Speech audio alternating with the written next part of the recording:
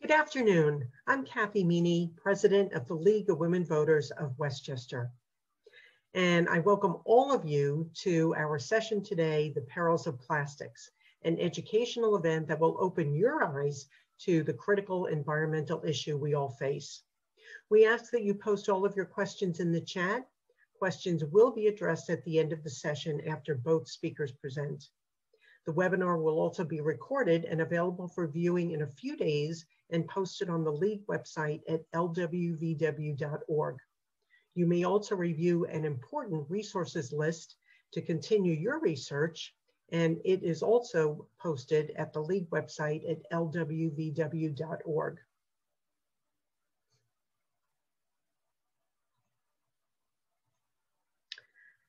Since 1920, the League of Women Voters is a nonpartisan grassroots organization that empowers voters and defends democracy through advocacy, education, and litigation at the local, state, and national levels. The League does not support or oppose candidates or political parties. The League is also fully committed to ensure compliance, both in principle and practice, with the national organization's diversity, equity, and inclusion policy. And we welcome everyone 16 years of age or older to become a member.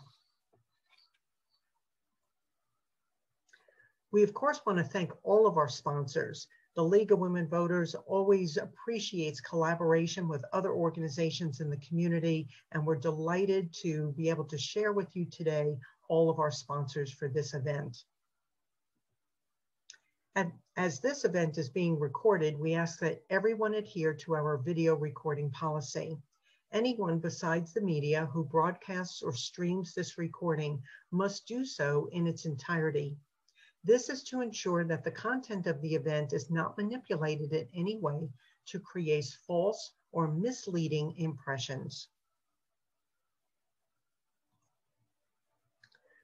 And now it is my pleasure to introduce our moderator for today's program, Camilla Calhoun. Camilla has wondered about the health effects of plastic since 30 years ago when styrofoam trays were being used in her children's school cafeteria. She convinced the school to return to reusing washable trays and joined the LWVW Environmental Committee under Susan Swartz. There, Camilla researched and wrote Plastics in the Waste Stream and worked with Susan on the environmental shopping tour video. Later, Camilla received her Master's of Environmental Education from NYU and worked as an education director for the Westchester Land Trust. After many years, Susan and Camilla are collaborating again on the LWVW Environmental Committee. And Camilla, welcome. I now turn the program over to you. We are so lucky today to have two of the very best people in the world, really, to explain the perils of plastics. Erica Cirino is a science writer, author, and artist who explores the intersection of human and non-human worlds. Her widely published photojournalistic works depict the numerous ways people connect to nature and each other and shape the planet Earth. In her recent book, Thicker Than Water, The Quest for Solutions to the Planet Crisis, Erica documents the global plastic crisis across ecosystems and elements, how it harms people and animals, and explores strategies that work to prevent plastic from causing further ecological destruction to our planet and its inhabitants. Erica has seen the impacts of plastic pollution up close. She has studied it from waste from the perspective of poor rural communities around the globe that are disproportionately harmed by industrial pollution. Her work covering the story of plastic pollution takes her to the ocean, has taken her sailing twice across wide swaths of the Pacific and across the Atlantic in Danish waters off of Iceland and Western Europe to the Caribbean, Southeast Asia, Polynesia, and beyond. In 2018, she earned a 3-year guest research position at Roskilde University in Denmark, where she studied plastic pollution up close. She will share some of these experiences with us today, but I highly recommend reading her book if you want to take a deeper dive into Thicker Than Water. We will have links to how you can get her book, as well as our next speaker, who is Jim Vallette. He's co-founder and president of Materials Research L3C, a company that builds eco-friendly homes and collaborates with organizations across the globe on a wide range of data-driven environmental justice projects. Jim blazes new pathways of research into industrial practices and their worldwide impacts. He's investigated commodities ranging from toxic waste chemicals to tropical timber to ozone depleting chemicals. From 2005 to 2019, he worked with the Healthy Building Network. There, he helped to reveal the contents of building and construction materials from the roof to the foundation. Jim's investigations have helped to catalyze major global victories by nonprofit organizations. These achievements include the Basel Convention ban on toxic waste trade, the World Bank's ban on overseas fossil fuel extraction finance, and more recently, the removal of toxic chemicals from building materials. Jim has written many reports, but today, the report that he will cover is The New Coal, Plastics and Climate Change. In this report, he will explain how plastic is on track to outpace coal's greenhouse gas emissions in the US by 2030.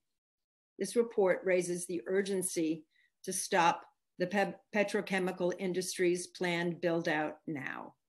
So first we're going to hear from Erica, and then she'll pass on the slides to the room to Jim.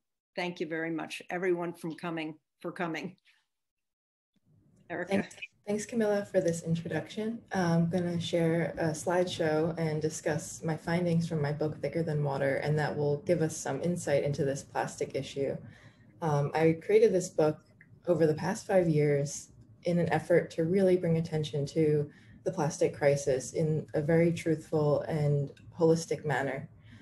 You know, like many people, the first iteration of the plastic issue I heard of was plastic described as an issue of litter or pollution on the beach, an issue far away from people in the oceans. And I learned by going to the middle of the oceans, in this case, the Great Pacific Garbage Patch, that the issue is so much more large and insidious than we could have ever imagined. And in fact, it is not just an issue of littering or poor behavior on part of consumers, but it's actually a systemic issue with a whole suite of consequences.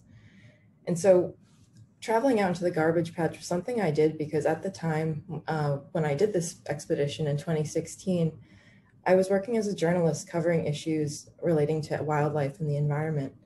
And to me, it seemed that these reports of plastic in the ocean were extremely alarming. You know, people were describing a patch of the ocean that was twice the size of Texas, just completely filled with garbage, maybe an island of garbage even in the ocean. And it wasn't really clear to me how it got there. You know, how was all this plastic trash from people ending up in the ocean?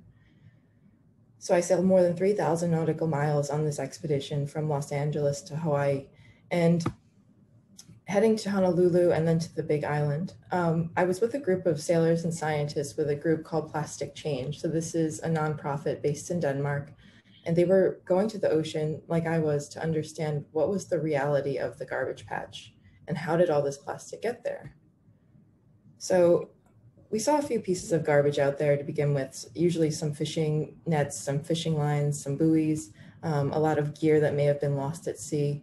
But over time, you know, as this plastic started piling up, a clear pattern started to emerge, and that was that there was just a whole range of plastic items swimming in this plastic soup.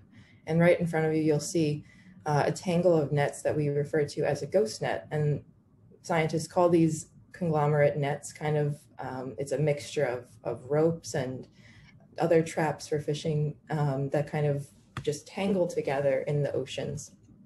And so the ocean currents creating this flow of garbage are the reason behind the accumulation of garbage and patches in the ocean. And so if you imagine all the plastic waste and other waste that we create on land, they're very lightweight often. They quickly escape and blow or roll or flow to the sea, maybe via a river, maybe you're near a beach or a coastline and they easily escape that way. But the simple reason that there's so much trash in the oceans is because we create so much trash on land. But we must acknowledge also the role that fishing plays in killing wildlife in the oceans. I mean, these nets, again, ghost nets, they're deadly. They capture and ensnare hundreds of thousands of marine animals per year. And many of these animals are actually left with long-lasting psychological trauma in addition to physical impact. So this is an issue that is unfolding and really significant for the long-lived animals that we share the earth with and that live in the oceans. So what is the Great Pacific Garbage Patch if it's not actually an island of trash? Well, it's actually this kind of soup of debris. And plastic is a problem because it does not benignly biodegrade, say like wood or paper, but instead it's created with hundreds of thousands of possible chemical compounds. Many of these chemical compounds are persistent and very hazardous in our environment and our bodies. And so instead of breaking down, plastics break up into smaller and smaller pieces. And these particles of plastic are widespread across the planet, in the oceans, but also in our air, in our soils, in fresh water, in our foods. And this is including in produce that's grown in soils that are impregnated with microplastic. This is the technical term that scientists call these little particles. We have to call them something. You know, it's not like a plastic water bottle that we're finding every 3 feet, but these little tiny particles of plastic are extremely dangerous in the oceans and on land and in our bodies. And this handful of microplastic is literally just scooped from the waters off of a beach in Hawaii. A lot of the fish that we had caught in the garbage patch had plastic in them. This is a specific example where we could identify 2 plastic particles caught in a mahi-mahi, which is a large fish that lives in the Pacific Ocean, among other places. So animals are eating this plastic. And the main problem with that is that these plastic particles, again, they're manufactured with any combination of thousands and thousands of chemicals. And again, many of these chemicals are long lasting. And what are the effects of these chemicals on our bodies? Well, we know that PFAS and BPA and phthalates and other endocrine or hormone disrupting chemicals can have profound effects on our abilities to reproduce and our likelihood of getting cancer. They affect just all of our body functions. Hormones are so important. They're the messengers of our body. And, you know, like in this image, you can see all this microplastic. If these particles are delivering poisons all over the planet, we have a huge problem on our hands. And that's exactly the reality of it. And so how did we really get here from learning about, you know, plastic as an issue of litter to understanding the depths of the crisis? That's the question I get quite often. And I would say that there are so many activists and truth tellers, and those include scientists and teachers and people who go and clean beaches and have really pursued the issue. Because when you think about it, yes, plastic is super convenient. It's a great material for a lot of purposes. And we've gotten used to really super convenient, easy lives. I mean, it's very hard for us to tolerate any kind of distress or inconvenience because we're so used to plastic and we're so used to the speed to which it enables us to live. I'm just personally, after living for 4 months, pretty much completely off grid, and the amount of plastic around and knowing the consequences on wildlife in that convenient life make me very leery to go back to living, you know, a more modern lifestyle. I've seen up close, you know, wildlife killed. I'm also a wildlife rehabilitator, and I've worked closely with Chris Jordan, who's a photographer and artist. This was an amazing bird called an albatross. Now it is a corpse, and that's because our plastic habit has completely filled the oceans. with plastic and other debris. Again, waste is not just plastic, it's also our overuse of metals, our overuse of paper, and all other resources, and we need to urgently address throwaway culture. But again, plastic is particularly insidious. It's not going to biodegrade, and it's full of toxins. I've also traveled all over the world to different laboratories to understand what is in these plastic particles, and again, where are they coming from? How are they getting in our environment? And so going to Denmark with the scientists that I had traveled with, we looked at all those samples of plastic that we had pulled from the ocean out there to understand those questions and try to arrive maybe closer to solutions. That's the hope, at least. We learned by using different scientific equipment that we can kind of determine what kinds of plastic we're finding, and that can shed light on maybe what items are breaking up most readily in the oceans, or maybe there are the most of those items in the ocean. So every piece of plastic and every plastic item is slightly different chemical formula, falling under a range of categories. And these different particles have different risks. It's not well known yet, you know, what is, in comparison, what is a plastic fiber from our clothing in terms of toxicity compared to a fragment of plastic from, say, like a food container. We're just learning these things now and the implications on human health. This nice robot-looking friend that we have here is actually a breathing mannequin that scientists in Denmark have constructed, and I got to see this mannequin up close. It was placed in a few Danish students' apartments, college students, and it was switched on and has mechanical lungs and was breathing in air from this room. And so after some hours, there were filters inside this mechanical mannequin's body where it's artificial lungs. These are lungs that were made with pistons and set at a rate of respiration similar to humans. So we're really trying to understand, you know, how much plastic are people breathing in? And it turns out, it seems that indoors, we breathe about 11 particles of plastic per hour into our lungs. And again, this is a whole mixture of plastics from, you know, films. Just think of all the plastic in your lives: films, bags, clothing, hard plastic pieces. I mean, there are so many different types of foam too. I have to think of that one, foam. There's so many different types of plastic around us, and it's all just widely dispersed in our environment and now in our bodies. Oh, I also should bring up, while I'm on the topic of breathing, really quickly, is that there's brand new research, literally came out, you know, days ago, that there was microplastic, these plastic particles found in human lungs for the first time. And again, this research is brand new, and that's really alarming. So there is physical evidence now in real human lungs that plastic has entered our bodies. And, you know, a few days before that, it was that there's plastic particles in our bloodstream.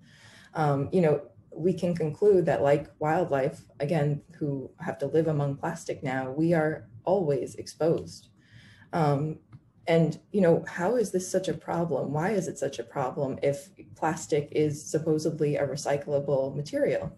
You know, can't we get rid of it? Can't we, you know, repurpose it in a better way? And why is it ending up in nature? That is the big question. And so the basic answer to that is that most of the plastic that we put in our recycling bins is not recycled. Only, less than 9% of all plastic ever made, and that's 8.3 plus billion metric tons of plastic, which is just an enormous amount of material. Only 9% of that over time has ever been recycled since plastics were first mass produced in the 1940s. And so this is an enormous problem because it shows us that the answer to pollution, which industries and governments have long said is to recycle, to clean up, to be better about, you know, putting things in the garbage instead of littering, that's actually not the case. And again, we have a system that is broken and needs to be repaired. Recycling is very expensive. It's also a contributor to the climate crisis in the sense that recycling requires huge amounts of energy. This doesn't mean we shouldn't recycle, but it means that we need to recycle better if we do. But that's not even the first thing we should do. It should be to reduce and not waste so much, clearly. because these systems cannot accommodate the amount of items that we produce as waste.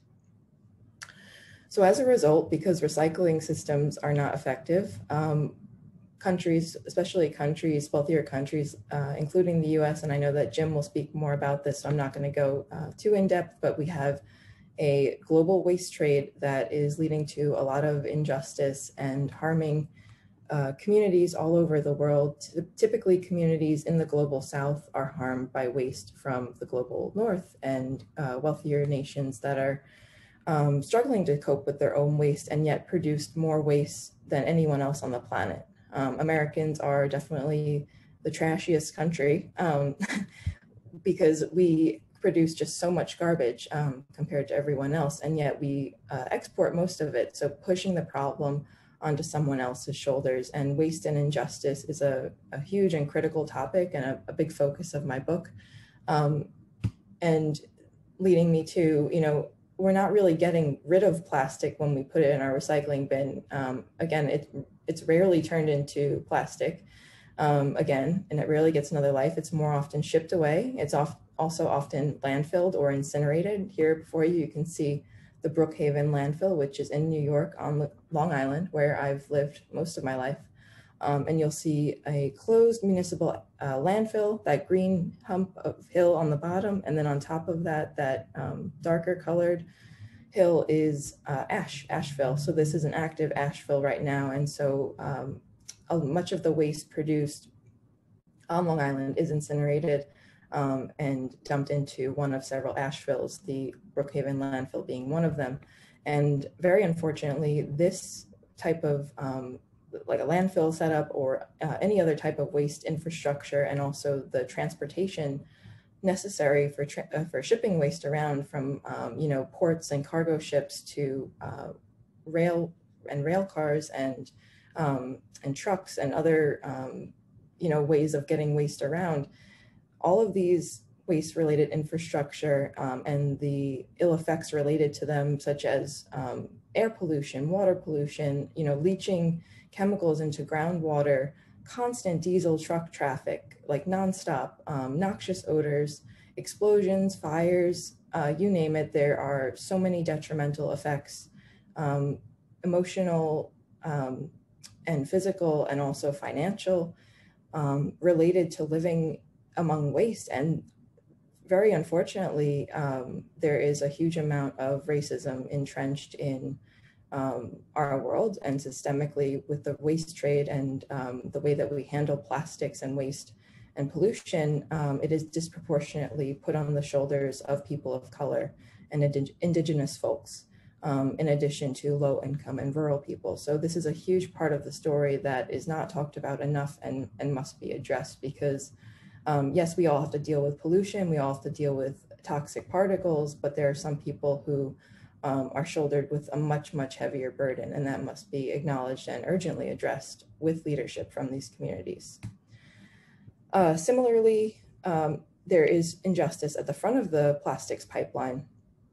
And I spend a lot of time researching environmental injustice for my book, and one of my travels took me to Louisiana, to a region that has the unfortunate name of Cancer Alley because of the high rate of cancer in primarily African-American communities along both banks of the Mississippi River, due to the legacy of the petrochemical industry and now the booming plastics industry. And people in this region face health risks that are way disproportionate to others who live much further afield. And again, we're talking about various kinds of air pollution, water pollution, accidents. There's also a huge issue with the colonization of land, and talking about indigenous people in our country, and also acknowledging that so much of our waste and plastics and industrial infrastructure is situated on stolen land. So I want to acknowledge that as well. People are speaking up and fighting back against plastic and against injustice, and when we can't address one without the other, and that's a really important message I want to share. A great group that I met in Louisiana is called Rise St. James, and it's an activist group founded by Sharon Levine, and that's that woman in the center of this photo in yellow. And she's worked with allies in her community and further afield to keep a giant plastics development called the Formosa Plastics Plant, the Sunshine Project, in her community. So St. James Parish is a small parish, mostly rural, and folks there have already been forced to shoulder the pollution of a dozen petrochemical and other industrial facilities. And they're trying to say, you know, we can't take any more. We can't take a $9.4 billion plastic factory in our community. Can't you see, you know, we're facing enough. And by speaking out and challenging and asking for accountability, challenging the local municipality, that is, you know, really asking questions and saying, you know, why is this happening? You know, pursuing legal action and taking accountability by also seeking, you know, zero waste, helpful solutions and spreading information. Communities are fighting back, but they shouldn't have to fight this hard, and there should be more protections for communities of color and other underserved groups. And so, you know, we see a lot of, you know, progress happening now as there's calls to address pollution, racial injustice, class injustice, but we really need to fundamentally shift these systems and our culture at the same time.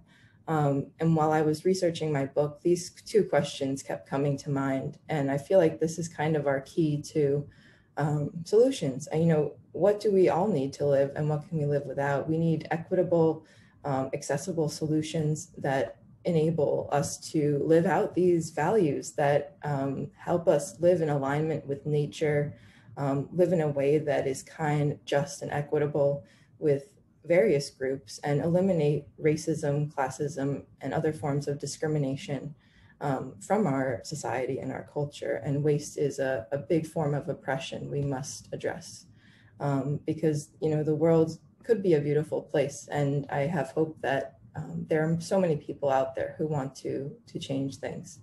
And so I'm going to pass it on to Jim. Thanks for listening, everyone. Great. Hi. Thanks, Erica, very much. And thanks, Erica, for all your great work and how well you explain the crises that you've been describing here in Thicker Than Water. I'm just going to pull up my PowerPoint here. Hopefully that's working. So yeah, I'm super grateful to the League of Women Voters of Westchester and the many co-sponsors for hosting this event and inviting me, and for your leadership in promoting an environment beneficial to life through the wise management of natural resources in the public interest. Many of you in New York know and have learned a lot from the work of the environmental leader, Judith Enck. She was in New York State and federal environmental offices, including serving as regional administrator for EPA before founding an initiative called Beyond Plastics in 2019.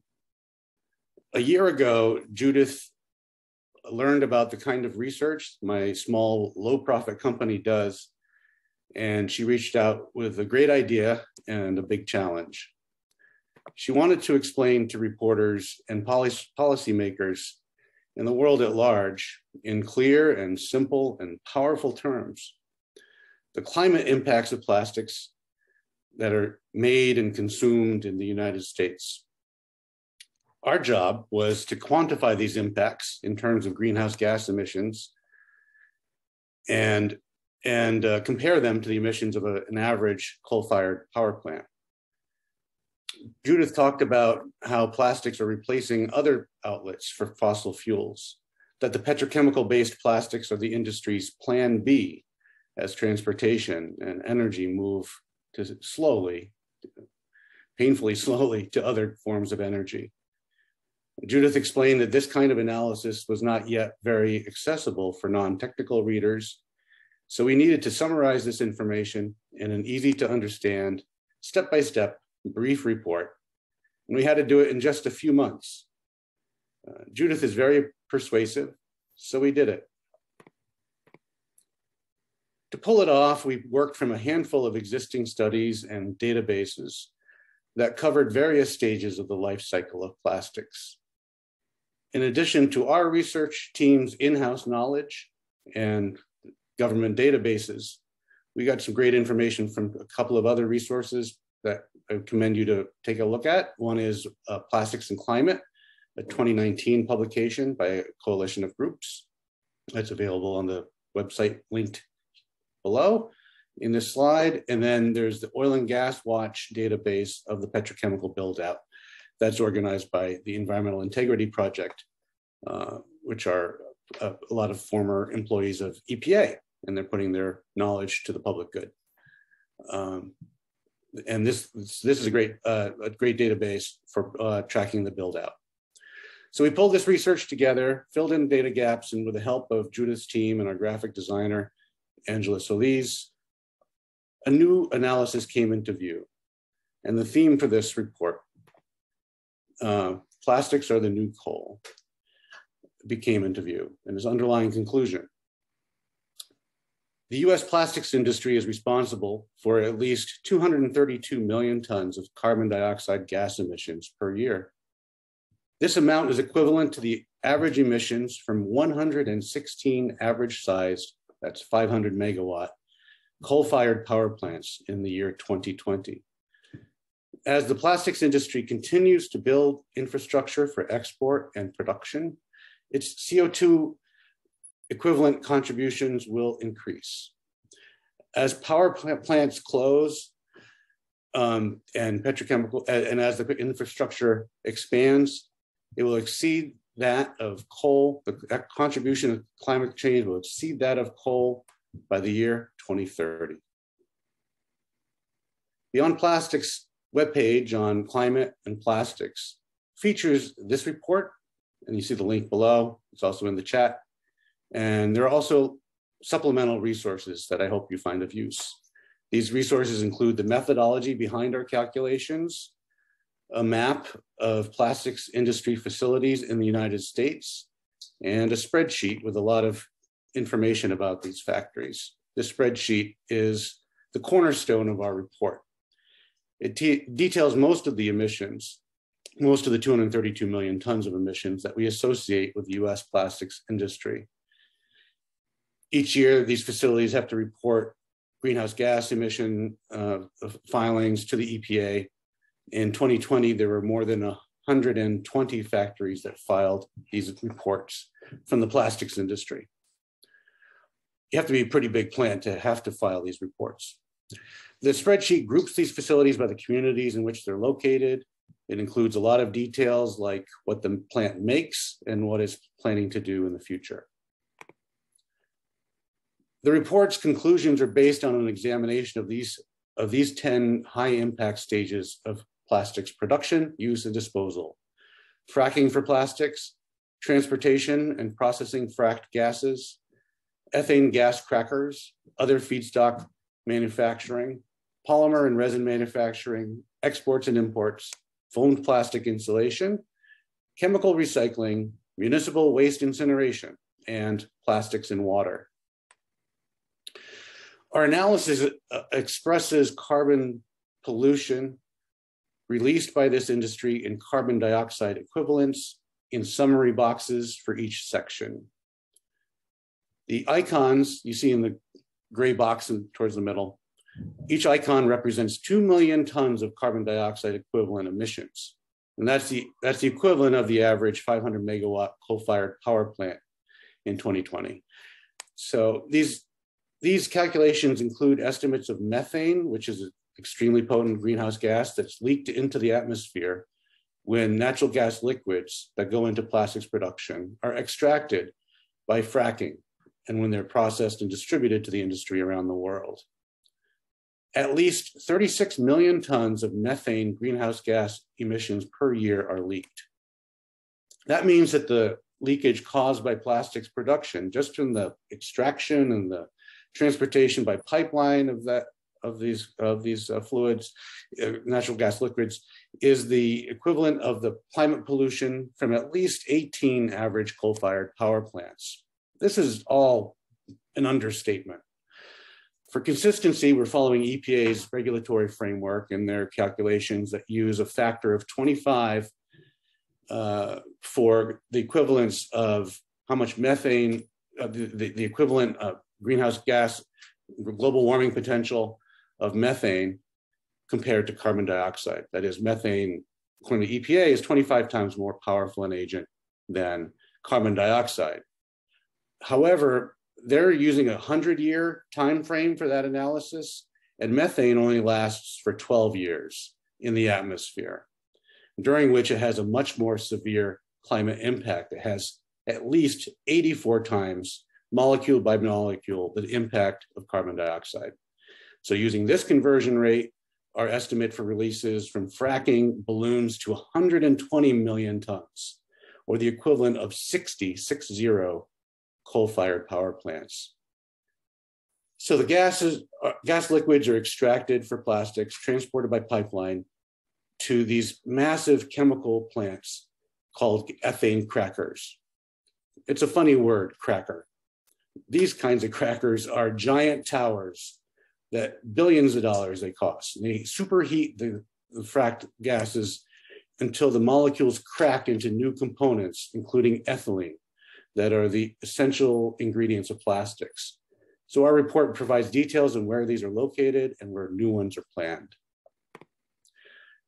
The webpage also, it features this interactive map reporting of facilities that reported greenhouse gas emissions.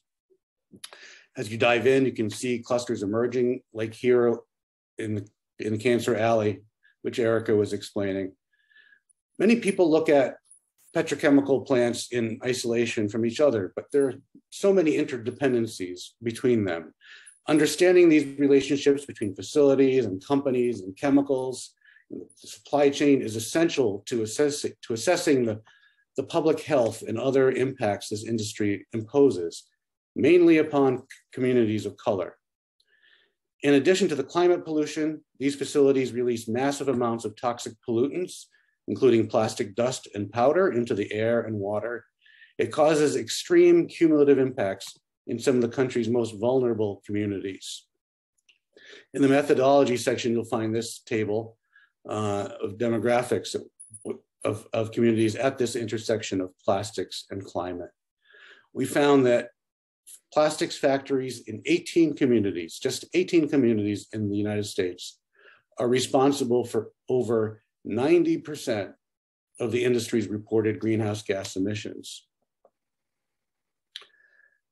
As Judith notes in her introduction to the report, plastics production and disposal are both massive environmental justice issues that are rarely mentioned when climate change policy is debated. This table shows that, weighted by population, on average, 67% of the people who live near plastics plants are people of color. They have far less income than the rest of the United States and are extremely vulnerable to the impacts of pollution.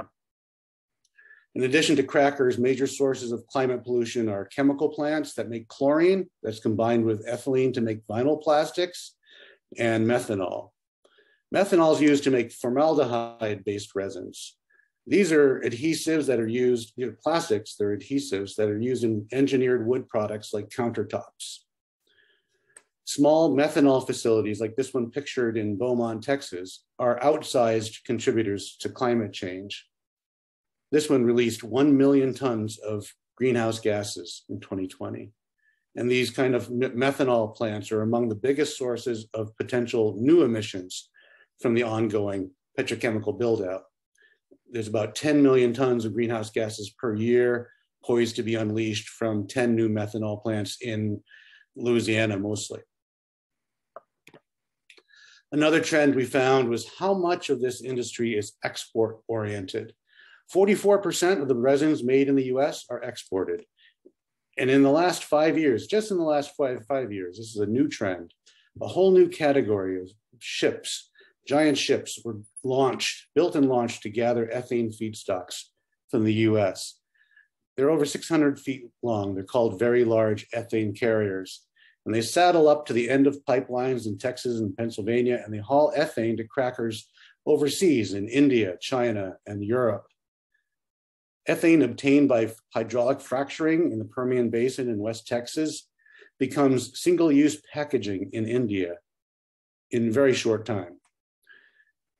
Through these exports, plastics is very much like the new coal, because the coal industry also is counting on exports to stay alive.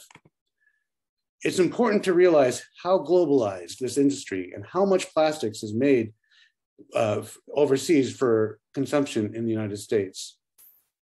One of the highest impact examples of this is flooring. China has figured out a way to make plastic floors from coal rather than ethylene. And it's a lot cheaper for them to do that than it is for companies to do that, to make it from ethylene in the US. And that's cheap enough already. Much of the flooring industry has followed the path of least resistance. They've abandoned the US in favor of China's PVC factories, vinyl factories. This is a sample of flooring sold right now at Home Depot. It looks like wood, but it's as hard as a rock. That's because it's mostly coal combined with chlorine. About 1/4 of all floors sold in the US today are vinyl floors like this, made in China. Since 2020, at least 18 flooring factories have closed in the United States. This production in China relies on state-controlled conditions that ensure extremely low labor costs and minimal environmental protection. It's also causing the release of toxic pollution like mercury, dioxins, and millions of tons of carbon dioxide. This pollution is carried by atmospheric currents to New York, and some is deposited in its land and water. I'm going to skip this one for time. In December 2020, I was walking with a bucket on a shoreline not far from my town in Maine. I joined people who were picking up pieces of plastic from the intertidal zone of Penobscot Bay, shred by shred, from pebbles and seaweed. The plastics came from a bale that fell from a ship that was delivering this waste from Ireland, from Northern Ireland, and it was destined for a municipal waste incinerator near me in Maine. This is some of the waste that we collected from the shore, came all the way from Europe. This is what they didn't want to recycle. And among this plastic waste, I found dental floss. Dental floss is coated with PFAS chemicals. I'm sure many of you are aware of all the issues that have emerged rapidly and concerningly about PFAS chemicals. And floss is, most floss is covered in PFAS. These plastics and a lot of other plastics are coated in PFAS, including textiles. When these are burned, extremely potent gases are released. And some of these gases are 10,000 times more powerful than carbon dioxide. Most incinerators were built decades ago when waste was very different. Their air permits are based on decades-old assumptions. The proportion of household trash that's plastic today is double what it was in 1990. It's now close to 20% of municipal waste by weight, and fluorochemicals are in many more products than ever before. Regulations have not caught up. There's a critical gap in federal and state policies that, if closed, could have a great benefit for the climate. It's also a major data gap. Our estimate that the plastics industry is responsible for 232 million tons of greenhouse gases per year. Again, it's just a floor. It's not a ceiling. It's really a very conservative estimate. Our research has continued since Beyond Plastics launched this report. My small research firm works with nonprofits and reporters to understand global supply chains and their impacts on people and the planet. Toxic chemicals and plastics made from fossil fuels occupy a lot of our time. This is at the intersection of the critical issues of our time, the disproportionate impact of toxic pollution and the climate chaos on vulnerable communities and vital ecosystems. The plastics industry is undermining democracies, global security, truth itself. We live in an era of disinformation, but old researchers like me, we see it as the culmination of decades of disinformation created by the petrochemical industry, the constant lies about plastics recyclability, most recently with the promise of chemical recycling, the denial of climate change, the assurance that you can drink a glass of pesticide with no problem, that chemicals into communities of color from plastics plant don't hurt anyone. Since Beyond Plastics came out with our report, this build out has continued. Outside Corpus Christi, Texas, ExxonMobil just completed the latest massive cracker. It's a joint venture with the Saudi royal family and is there mainly to export plastic resins around the world. It opened in January. Next up, in the next few months, in Beaver County, Pennsylvania, Shell will open the next huge cracker. And we expect that also to be mostly for overseas consumers. When Shell's cracker comes online, the running total will reach 250 million metric tons and counting. I hope that through meetings like this, we can start to turn the tide of what seems to be the unshakable power of the fossil fuel industry. So thank you for listening and for your questions that will be coming next. And resource list. So I'd like to turn this over to questions, and I'll start with my first one. If Erica or Jim, if you could explain greenwashing and what is chemical recycling and the problem with that. Erica? Sure. I'll give a simple explanation of greenwashing. So, you know, when you go into a store and you see a product that says, this is eco-friendly, this is good for you, this is good for nature, but maybe you start looking at it and maybe you start noticing that it actually does have plastic in it, or you look at the list of ingredients on something and there are chemicals like PFAS, forever chemicals in it. As Jim mentioned, you know, these chemicals are just ubiquitous in our consumer products that we buy every day. And often the best way to avoid them is to go back to things. I see a lot of comments, so I'll address this at the same time as I'm addressing greenwashing. But you know, think about what our grandparents and maybe our parents did, you know, using and reusing. As Camilla, you mentioned too, this is a very new problem to have such a glut of plastic on the planet. So know that. But greenwashing is just simply an attempt to make money off of our desire to do good, which is very sad and scary in a way, because it's an ultimate marketing scheme that's tapping into our emotional feelings towards stuff. And I think people, when I say we, I mean the general public, which is, you know, us in this room today. And, you know, we all have our strengths and we all come from different backgrounds. But generally, you know, the idea of this consumer society that we live in is to buy more stuff. And so we have to think kind of in the opposite way of that, but be aware of greenwashing. So know what a real solution is versus a greenwash solution. The greenwash solution will often make you want to buy stuff. And maybe the answer is just not buying stuff, or sharing or trading, or making your own or repairing. I mean, there are so many things that we can do to reduce our footprint and stop consuming so much. But it doesn't have to be that we have to buy that product that promises to save us, it's going to save us from hurting the environment. We can just stop using that. So I hope that was a good explanation of what greenwashing is. It's just a marketing tool.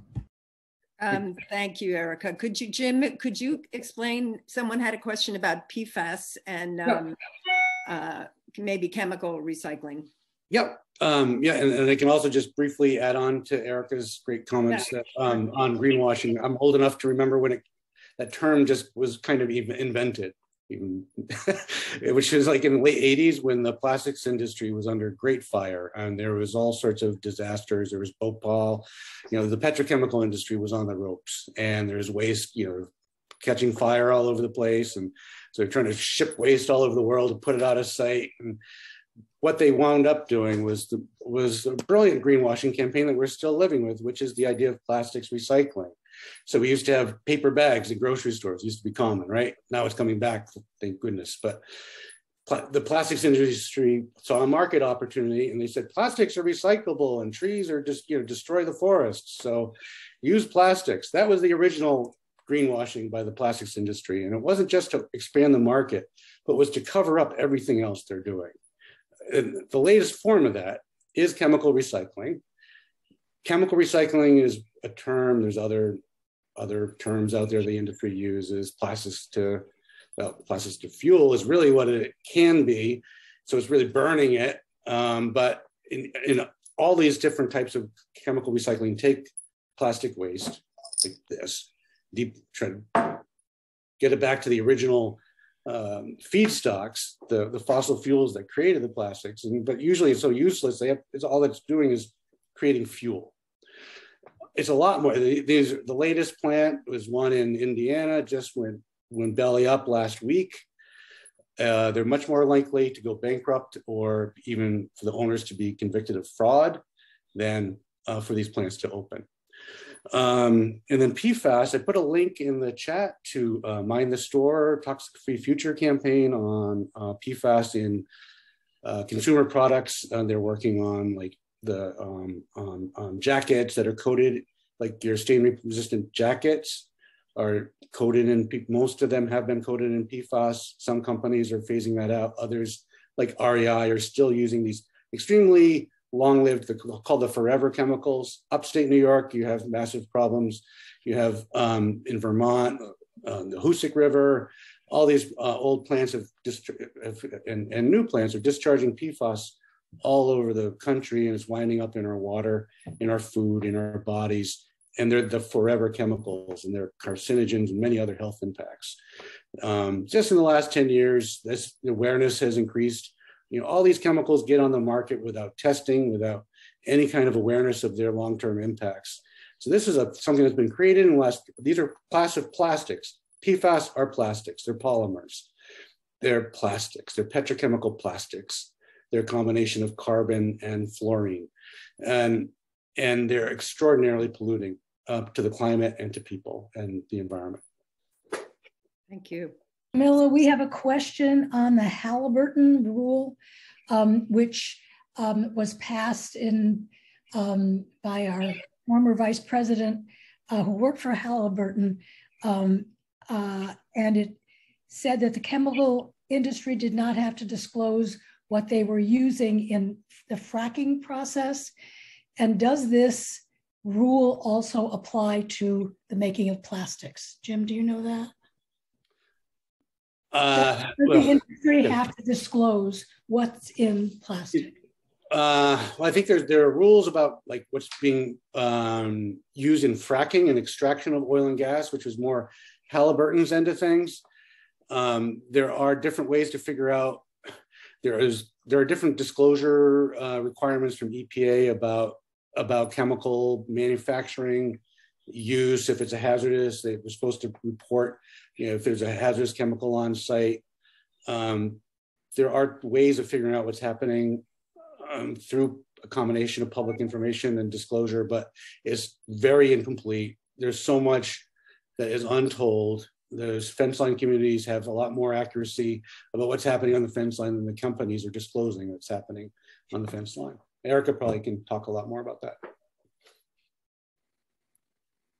Yeah, there's just an unbelievable amount of information that these frontline communities are collecting, and it's unfortunate that this has to be the case, but we're seeing clear examples, and I think this can be used, when we're looking at solutions, but of local, state, and sometimes federal agencies not following up on concerns about pollution, and then communities going out and actually like collecting bags of thousands of pieces of microplastic, for example, or creating, as I described in my book, taking air samples, just using like a plastic jar from Home Depot and a tube, and sending those to laboratories and getting the results. So there is so much being done, and I think these communities need to be recognized, because often we say, what can we do, what can we do? But look, people are doing things. So that's why we share these stories. And I think that when we connect with these organizations, we can also serve as great allies and tap into our talents.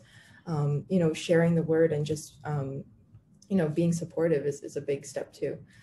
So getting the right information is really important. Ruth Walter brought up some legislation that Mondaire Jones was honchoing in Congress to end the oil and gas subsidies. We do not think that it passed, but it's something that we can do if we're looking for something to do. On the federal level, ending subsidies is really important. We can all get involved in telling our representatives in Washington that they need to do that. And locally, we have the bottle bill and the extended producer responsibility bill. So that doesn't mean that we can't do anything. There is a lot to do personally and politically. I think that's kind of it on questions. Anybody else?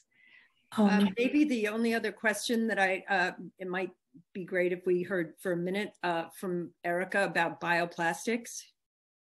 Excellent.